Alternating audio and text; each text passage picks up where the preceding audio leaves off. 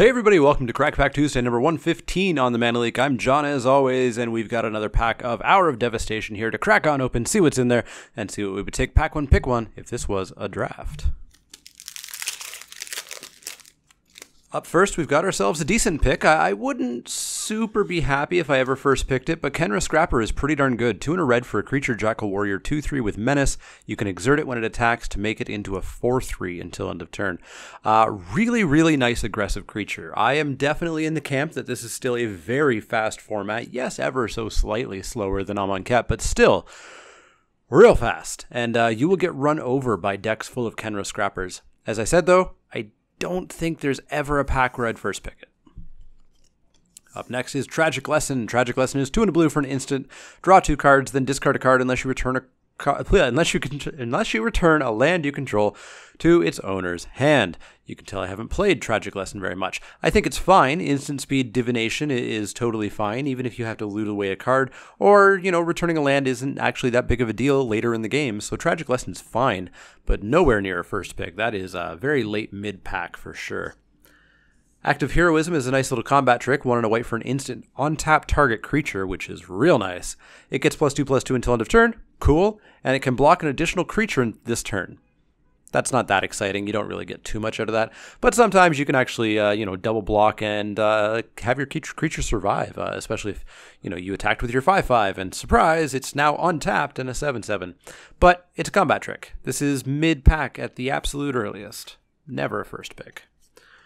Puncturing Blow is a card that I would consider first picking. It's on the weaker end of the removal just because it's 4 mana and sorcery speed, but dealing 5 damage to a creature and exiling it, meaning that it kills gods, is real good. I would not feel upset if I first picked a Puncturing Blow, so it can stay in frame. Carrion's Creature is up next, 3 and a black for a creature zombie bird. It's a 3/1 flyer, and that's the end of its story. There's not much going on here. It's fine. It's not the best. X1s die to an awful lot of stuff, and paying 4 mana for an X1 kind of hurts a little bit. But if your opponent's even slightly light on removal, this is going to get in for some serious damage. I think I generally play these if I'm in a black deck. I haven't played black that much in Hour of Devastation, to be honest. But, it's not something that I'm going out of my way for, and it's never, ever a first pick. Sidewinder Dog is up next. Sidewinder Dog is 2 and a green for a creature Naga Warrior at common. It's a 3/2. As long as you control a desert or there is a desert card in your graveyard, Sidewinder Naga gets +1/+0 and has trample. This is a fine card.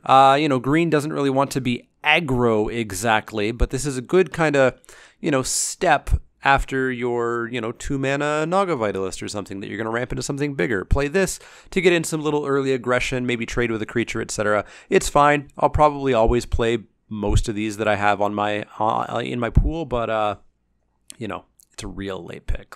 It's mid-pack at the absolute highest for me. Never a first pick. Never ever a first pick, or a pick period, is Life Goes On. Life Goes On is a single green mana for an instant. You gain 4 life. If a creature died this turn, you gain 8 life instead. Somebody played this against me at the GP. It was mildly annoying for a turn, but it didn't do anything for them. This is a card you should never play. It is just straight up bad. Even if you have the horse, I don't think I would play this card. I'd play this card if I somehow totally missed on getting any other lifelink if I had the horse. Granitic Titan is up next. 4 red for a creature elemental with menace. It's a 5/4 and it has cycling for 2. I actually haven't played this yet. I don't like playing these big creatures that if you get to the late game and you play them, oh boy, you've got a fine creature that's probably overcosted by a little bit. And I'm not a fan of putting cards in my deck where I'm just like, I'm going to cycle this every single time I have it, because I would not play a card that says pay 2 mana, draw a card. I would not do that. So I'm not a fan of these things like not the Gilded Ceradon, that's the decent one. The Desert Ceradon, the Winged Seraph, etc. I'm just not in the market for a gigantic casting cost on a relatively mediocre creature.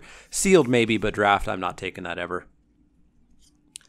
Seer of the Last Tomorrow. Where were these when I was drafting for Insanity? Seer of the Last Tomorrow is 2 and a blue for a creature Naga Cleric. It's a Naga?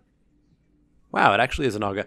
It's a 1/4. You can pay a blue, tap it, discard a card. Target player puts the top 3 cards of his or her library into his or her graveyard. This is not a card that I would ever play if I didn't have Fraying Sanity. I know it's a 1/4, and I know some people have said, oh boy, that's a good blocker in this super slow format, and I just don't think it's a super slow format. I've talked about this a lot in Spiky Saturdays, etc. Yeah, a 1/4 is a great blocker for one creature that has less than 4 power. In Amonkhet, in Hour of Devastation, your opponents don't have one creature. They've got like 6 by turn 4 or turn 5. And it's going to block 1, and you're going to die to the rest. So I'm not a fan of just picking a blocker for the sake of blocking one thing. Seer of the Last Tomorrows is only going in my deck if I have Fraying Sanity. Desert of the Fervent is our final common. It's one of the common deserts, one of the cycling deserts. These are fine. I'm still sticking to kind of my original prediction, my original way of approaching these, which is if I have a desert, I'll pick these up and I'll play, 1 or 2. I don't like to play too many of them though, because they suck so much on like turn 3 through 6, where you need to play them as a land, but they come in tapped in a somewhat fast, or in my opinion, very fast format. That is just an absolute beating. Yeah, they're great on turn 1 because you're probably not casting anything on turn 1 unless you are the super aggro deck. And yeah, they're great on turn 9 when you have 9 lands. You can just cycle it away for virtually free. But there's that mid game where these just murder you. If I have deserts, I'll take that risk. I'll take that problem and play these. I'll play multiples of these if I have Desert Matters cards. But I am not just putting these in my deck just because I happen to have them. I know some people do. I definitely do not. Resolute Survivors is up next. Resolute Survivors is 1 red-white for a creature human warrior. It's a 3/3. You may exert it as it attacks. Whenever you exert a creature, Resolute Survivors deals 1 damage to each opponent, and you gain 1 life. Totally fine. Most, if not all, of these gold uncommons are first pickable, which is strange for gold uncommons. Usually you kind of want to already be headed down one of those colors before you pick one. But yeah, this just sort of defines your deck from pick 1. You can pick this. You can go red-white, aggro exert, and you're just going to get even more reach with this. And yeah, you're going to run people over. So I'm pretty high up on Resolute Survivors. I think they're great. I would definitely first pick them. Vizier of the Anointed is, in my opinion, a trap. Vizier of the Anointed is 3 and a blue for a creature human cleric. It's a 2/4. When it enters the battlefield, you may search your library for a creature card with Eternalize or Embalm. Put that card into your graveyard, then shuffle your library. Whenever you activate an Eternalize or Embalm ability, draw a card.